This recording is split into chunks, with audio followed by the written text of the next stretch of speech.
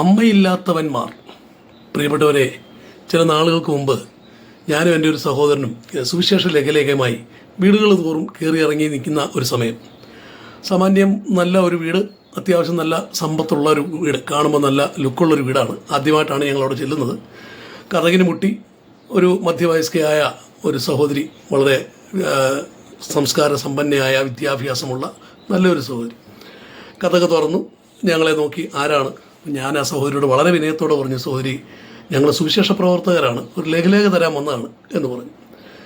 പെട്ടെന്ന് ഇവരുടെ വായിൽ നിന്ന് വന്ന വാക്കാണ് അമ്മയില്ലാത്തവന്മാർ. ഞാനാകെ ഞെട്ടി. അതെന്താ സഹോദരി അങ്ങനെ പറഞ്ഞേ? നിങ്ങൾ അമ്മയില്ലാത്തവന്മാരാണ്. എനിക്ക് കാര്യം മനസ്സിലായി, നിങ്ങൾക്ക് മനസ്സിലായി കാണുമല്ലോ. അപ്പം ഞാൻ ചോദിച്ചു, സഹോദരി അങ്ങനെയല്ല, എനിക്ക് അമ്മയുണ്ട്, എനിക്ക് അമ്മയില്ലെന്ന് ആര് പറഞ്ഞു സഹോദരിയോട്? നമ്മൾ ആദ്യമായിട്ട് കാണുകയല്ലേ. അല്ല, നിങ്ങൾ കള്ളന്മാരാണ്, നിങ്ങൾ അമ്മയില്ലാത്തവരാണ്, യേശു ക്രിസ്തുവിൻ്റെ അമ്മയെ അംഗീകരിക്കത്തില്ല. ഇങ്ങനെ സഹോദരിക്ക് ഭയങ്കര പരാതി, നിങ്ങൾ അമ്മയെ വിശ്വസിക്കുന്നില്ല, ഞാനതാണ് ഉദ്ദേശിച്ചത് എന്ന് പറഞ്ഞു. അപ്പോൾ ഞാൻ ആ സഹോദരിയോട് വളരെ താഴ്മയോട് പറഞ്ഞു, സഹോദരി, നമ്മൾ ആദ്യമായിട്ട് കാണുകയാണ്, ഞങ്ങൾ നിങ്ങളുടെ ഒന്നും തന്നെ മോഷ്ടിച്ചിട്ടില്ല, മറിച്ച് ഞങ്ങളിവിടെ സുവിശേഷം പറയാനായിട്ടാണ് വന്നത്. പിന്നെ യേശുക്രിസ്തുവിൻ്റെ അമ്മയെ ഞങ്ങൾ വിശ്വസിക്കുന്നില്ല എന്ന് സഹോദരിക്ക് എങ്ങനെ മനസ്സിലായി? ഞങ്ങൾ യേശുക്രിസ്തുവിൻ്റെ അമ്മയെ വിശ്വസിക്കുന്നവർ, യേശുക്രിസ്തുവിന് ഭൂമിയിൽ ജന്മം നൽകിയ മറിയം എന്ന് പറയുന്ന വ്യക്തിയെ ഞങ്ങൾ വിശ്വസിക്കുന്നു. മാത്രമല്ല ഞങ്ങൾ അനുസരിക്കുകയും ചെയ്യുന്നു. സഹോദരി പറഞ്ഞല്ലോ അമ്മയില്ലാത്തവർ. ശരിക്കും പറഞ്ഞാൽ സഹോദരി, അമ്മയില്ലാത്തവർ ഭൂമിയിലുണ്ട്. യേശുക്രിസ്തുവിൻ്റെ അമ്മയെ ഞങ്ങൾ വിശ്വസിക്കുകയും ചെയ്യുന്നുണ്ട്, അനുസരിക്കുകയും ചെയ്യുന്നുണ്ട്. സഹോദരി വിശ്വസിക്കുകയും അനുസരിക്കുകയും ചെയ്യുന്നുണ്ടോ? പിന്നെ തീർച്ചയായിട്ടും ഞാൻ അമ്മ പറയുന്നതേ ഞാൻ ചെയ്യൂ. ഞാൻ എല്ലാ വർഷവും 8 നോയമ്പ് നോക്കും, 15 നോയമ്പ് നോക്കും. അപ്പം ഞാൻ പറഞ്ഞു, സഹോദരി, അമ്മ 8 നോയമ്പ് നോക്കാൻ പറഞ്ഞിട്ടുണ്ടോ? മിണ്ടാട്ടമില്ല. ഞാൻ പറഞ്ഞു, അമ്മ പറഞ്ഞിട്ടുള്ള ചില കൽപ്പനകളുണ്ട്, അതറിയാമോ എന്ന് ചോദിച്ചു. അത് സഹോദരി അനുസരിക്കാറുണ്ടോ? കൽപ്പനയോ? ഞാൻ പറഞ്ഞു, അതെ, വിശുദ്ധ കന്യക മറിയം ലോകരോട് മുഴുവനായി പറഞ്ഞ ചില കൽപ്പനകളൊക്കെ ഉണ്ട്. അത് വേദപുസ്തകത്തിലുണ്ട്. അത് ഒരിടത്തേ ഉള്ളൂ, ഒറ്റ പ്രാവശ്യമേ ലോകരോട് മുഴുവൻ ഞാൻ ഉദ്ദേശിച്ചത് യേശുക്രിസ്തുവിൻ്റെ ശിഷ്യന്മാരോട് പറഞ്ഞൊരു കാര്യമാണ്. ഒരൊറ്റ കൽപ്പനയെ പറഞ്ഞിട്ടുള്ളൂ. ആ കൽപ്പന സഹോദരിക്ക് അറിയാമോ? അത് അനുസരിക്കാറുണ്ടോ? അതേതാണ് ആ കൽപ്പന? ഞാൻ പറഞ്ഞത് വേദപുസ്തകത്തിലുണ്ട്, എങ്കിലതൊന്ന് പറയൂ. അപ്പം ഞാൻ പറഞ്ഞു, അങ്ങനെയാണെങ്കിൽ ഞാനത് പറഞ്ഞുതരാം, പക്ഷേ ഇവിടെ മുറ്റത്ത് നിന്ന് വേണോ? അത് ബൈബിളെടുത്ത് ഒന്ന് തപ്പിയെടുക്കണം. അതെന്താ, കയറി വാ. എന്നെ വിളിച്ചു, ഞങ്ങൾ കയറി ചെന്നു. അപ്പം ഞാൻ പറഞ്ഞു, സഹോദരി, എൻ്റെ കയ്യിലുള്ള വേദപുസ്തകം അവിടെ ഇരിക്കട്ടെ, സഹോദരിയുടെ കയ്യിലുള്ള വേദപുസ്തകം കൊണ്ടുവരിക, നമുക്കത് പരിശോധിക്കാം എന്ന് പറഞ്ഞ് ഞാൻ ഈ സഹോദരിയുടെ കയ്യിലുള്ള വേദപുസ്തകം അവരെ കൊണ്ട് എടുപ്പിച്ചു. അവർ ആ വേദപുസ്തകവുമായിട്ട് വന്നു. അപ്പം ഞാൻ ആദ്യം അവരോട് പറഞ്ഞു, സഹോദരി, മറിയത്തിൻ്റെ കൽപ്പന സഹോദരിയോട് പറയുന്നതിന് മുമ്പായിട്ട് ഈ അമ്മയില്ലാത്തവന്മാർ എന്ന് പറയുന്നൊരു പ്രയോഗമുണ്ടല്ലോ, അതെ, ഞാൻ തീർച്ചയായിട്ടും അങ്ങനെ തന്നെയാണ് പറയുന്നത്. അമ്മയില്ലാതെ മനുഷ്യരുണ്ടാകുമോ? അമ്മയില്ലാതെ ആരെങ്കിലും ഉണ്ടാകുമോ? ഞാൻ പറഞ്ഞു, ഉണ്ട്, അമ്മയില്ലാതെ ആളുകളുണ്ട്. ഞാൻ എന്നിട്ട് ആ സഹോദരിയോട് ഇങ്ങനെ പറഞ്ഞു, പാട്ടെ, ഈ അമ്മ ആവശ്യമാണ്, അമ്മയില്ലാതെ മനുഷ്യരുണ്ടാകത്തില്ലെന്നാണല്ലോ പറഞ്ഞേ. അതപ്പോൾ ഉണ്ടാകുന്ന മനുഷ്യൻ്റെ സർവ്വഗുണത്തിനും ഉടയവ ആ ആളെ ജനിപ്പിച്ച അമ്മയാണ് എന്നാണല്ലോ നിങ്ങൾ കരുതുന്നത്. അതായത് യേശുക്രിസ്തുവിനെ ജനിപ്പിക്കാനായിട്ട് തയ്യാറായ മറിയത്തെ ബഹുമാനിക്കണമെന്നാണല്ലോ. അത്രയും വിശുദ്ധനായ പരിശുദ്ധനായ യേശുക്രിസ്തുവിന് ജന്മം നൽകിയ മാതാവിനെ നമ്മൾ അംഗീകരിക്കണം, തീർച്ചയായിട്ടും അംഗീകരിക്കണം. അങ്ങനെയാണെങ്കിൽ സകല അപവാദവും സഹിച്ചുകൊണ്ട് യേശുക്രിസ്തുവിന് ജന്മം നൽകിയ മറിയയുടെ അമ്മയുടെ പേരറിയാമോ എന്ന് ചോദിച്ചു. അത് ഹന്ന ഇല്ലയോ? ഞാൻ പറഞ്ഞു, ആയിക്കോട്ടെ, ആ അമ്മച്ചിയുടെ പേരിൽ നിങ്ങൾ പ്രാർത്ഥിക്കുകയോ ആ അമ്മച്ചി പറയുന്നത് എന്തെങ്കിലും അനുസരിക്കാൻ തയ്യാറാകുകയും ചെയ്യാറുണ്ടോ? ഇനി ആ അമ്മച്ചിയുടെ അമ്മയെ അങ്ങനെയാണെങ്കിൽ അനുസരിക്കണ്ടേ? ആ അമ്മച്ചിയുടെ അമ്മയെ അറിയാമോ? അതറിയത്തില്ല. ഞാൻ പറഞ്ഞു, ഇനി പോട്ടെ. അങ്ങനെ പറഞ്ഞ് അവസാനം ചെല്ലുമ്പോൾ ഒരു അമ്മയെ കാണാൻ പറ്റും. ആ അമ്മയുടെ പേര് ഹൗവ എന്നാണ്. ഈ ഹൗവ അമ്മച്ചിയെക്കുറിച്ച് വേദപുസ്തകം പറയുന്നത്, അവൾ ജീവനുള്ളവർക്കെല്ലാം മാതാവല്ലോ, ജീവനുള്ളവർക്കെല്ലാം മാതാവല്ലോ. അപ്പോൾ ജീവനുള്ളവർക്കെല്ലാം മാതാവായിരിക്കുന്ന ഈ ഹൗവ അമ്മച്ചിയുടെ നാമത്തിൽ പ്രാർത്ഥിക്കാറുണ്ടോ? ഈ അമ്മാമ്മയ്ക്ക് മിണ്ടാട്ടമില്ല. ഞാൻ പറഞ്ഞു, അതും പോട്ടെ. ഇനി ഈ ഹൗവ അമ്മച്ചിയുടെ അമ്മയുടെ പേരറിയാമോ? ഹൗവ അമ്മച്ചിയുടെ അമ്മയുടെ പേരോ? അതെ. അപ്പോൾ ഹൗവ അമ്മച്ചിക്ക് അമ്മയില്ല, ഹൗവ അമ്മച്ചിക്ക് അപ്പനുണ്ടോ? അപ്പോൾ ഹൗവ അമ്മച്ചിയോട് ചോദിച്ചാൽ അറിയാം. ഹൗവ അമ്മച്ചിയുടെ അമ്മയുടെ പേരെന്തുവാ? എനിക്ക് അമ്മയില്ല മക്കളെ. അപ്പനുണ്ടോ? എനിക്ക് അപ്പനെന്ന് പറയാൻ ഈ നിൽക്കുന്ന ആദമാണ്. ഈ ആദത്തിൽ നിന്നാണ് എന്നെ വേർതിരിച്ചത്. അങ്ങനെയാണെങ്കിൽ ഇപ്പം എനിക്ക് അപ്പനെ ഉണ്ടെന്നേ പറയാൻ പറ്റുള്ളൂ. അപ്പം ആ പുരുഷനിൽ നിന്ന് സ്ത്രീയെ കൂടാതെ ഒരാൾ ജനിച്ചിരിക്കുന്നു. അപ്പോൾ അമ്മയില്ലാതെ ഉള്ള ഒരു വ്യക്തി, അതാരാണ്? ഹൗവ അമ്മച്ചി. ഇനി ആദമപ്പച്ചനോട് ചോദിക്കാം, അപ്പച്ച, അങ്ങയുടെ അമ്മയുടെ പേരെന്താണ്? ആദമപ്പച്ചൻ എന്ത് മറുപടി പറയും? എനിക്ക് അമ്മയില്ല മക്കളെ, എനിക്ക് അപ്പനേ ഉള്ളൂ, അതെന്നെ സൃഷ്ടിച്ച ദൈവം. അത് അപ്പസ്വലന്മാരും പറഞ്ഞിട്ടുണ്ട്, ആദം ദൈവത്തിൻ്റെ മകൻ. അപ്പോൾ അമ്മയില്ലാത്തവന്മാരുണ്ട്, അമ്മയില്ലാതെയും മനുഷ്യരുണ്ടാകും എന്ന് വേദപുസ്തകം തെളിയിക്കുന്നു.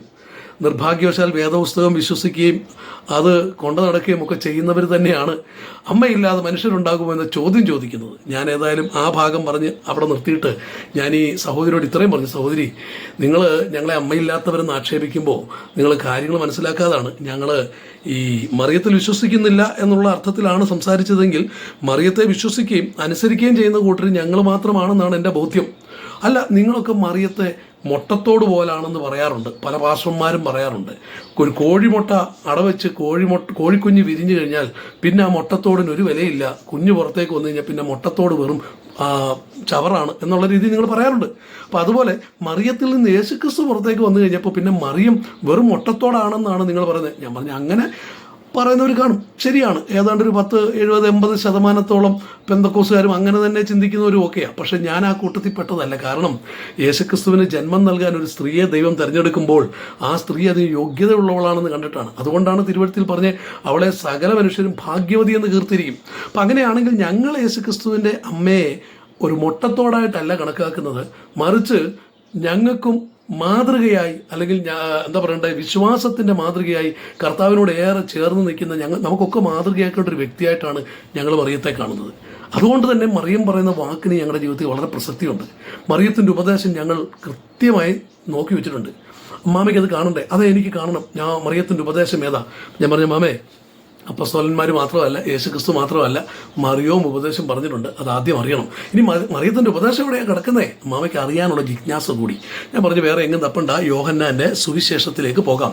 യോഹന്നാൻ്റെ സുവിശേഷം 2-ാം അധ്യായത്തിൽ അവിടെ കാനാവിലെ കല്യാണ സ്ഥലം, അതൊക്കെ അമ്മാമയ്ക്ക് നല്ല പരിചയമാണ്.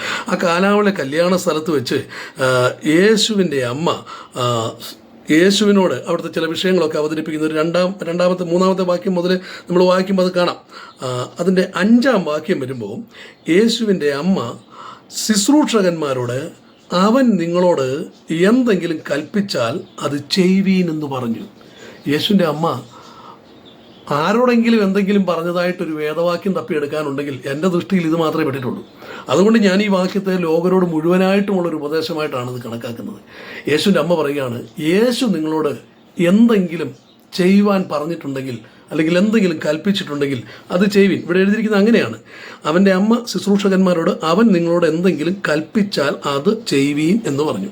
അപ്പോൾ യേശു കൽപ്പിക്കുന്നത് നിങ്ങൾ ചെയ്യണമെന്നാണ് മറിയം ആവശ്യപ്പെട്ടിരിക്കുന്നത്. അപ്പം അതുകൊണ്ട് ഞാനും ആ മറിയം പറഞ്ഞ വാക്കനുസരിക്കുകയാണ്, യേശു കൽപ്പിക്കുന്നത് അനുസരിക്കുക. അപ്പം മറിയത്തെ ഞാൻ വിശ്വസിക്കുന്നു എന്നുള്ളതിൻ്റെ തെളിവ് മറിയത്തെ അനുസരിക്കുന്നു എന്നുള്ളതാണ്.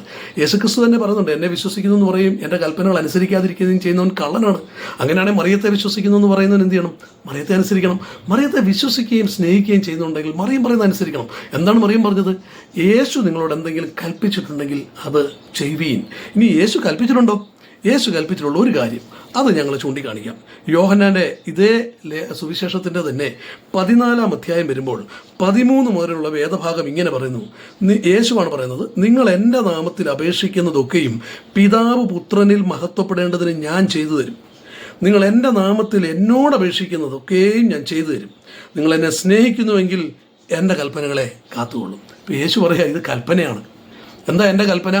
നിങ്ങൾ എൻ്റെ നാമത്തിൽ എന്നോട് പ്രാർത്ഥിക്കണം. അങ്ങനെയാണ് പ്രാർത്ഥിക്കേണ്ടത് ആരുടെ നാമത്തിലാണ്? യേശുവിൻ്റെ നാമത്തിൽ. മറ്റാരുടെയെങ്കിലും നാമത്തിൽ പ്രാർത്ഥിച്ചാൽ അത് മറിയത്തിൻ്റെ ഉപദേശങ്ങളുടെ ലംഘനമാവത്തില്ലേ? എന്താണ് മറിയം പറഞ്ഞത്? അവൻ നിങ്ങളോട് എന്തെങ്കിലും കൽപ്പിച്ചാൽ അത് ചെയ്യുവിൻ. അപ്പോൾ അവൻ കൽപ്പിക്കുന്നു, നിങ്ങൾ പ്രാർത്ഥിക്കുമ്പോൾ എൻ്റെ നാമത്തിൽ എന്നോട് പ്രാർത്ഥിപ്പീൻ. ഇത് മറ്റൊരാളുടെ നാമത്തിൽ യേശുവിനോട് പ്രാർത്ഥിച്ചാൽ യേശുവിൻ്റെ കൽപ്പനയുടെ ലംഘനമല്ലേ?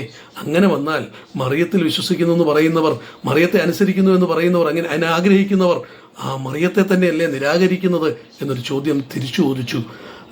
ഈ അമ്മ വളരെ ശാന്തമായിരുന്നു, അതെല്ലാം കേട്ടു അംഗീകരിച്ചു. പ്രിയപ്പെട്ടവർ, എനിക്ക് നിങ്ങളോടും പറയാൻ ഒന്നേ ഉള്ളൂ, മറിയം വിശുദ്ധമതിയാണ്. യേശുക്രിസ്തുവിന് ജന്മം നൽകാൻ സർവശക്തനായ പിതാവ്, അല്ലെങ്കിൽ സ്വർഗത്തിലെ ദൈവം താൻ മനുഷ്യനായി അവതരിക്കാൻ തിരഞ്ഞെടുത്ത ഒരു വ്യക്തിയാണ് മറിയമെങ്കിൽ ആ മറിയം ദൈവസന്നിധിയിൽ മാതൃകയുള്ളതാണ്.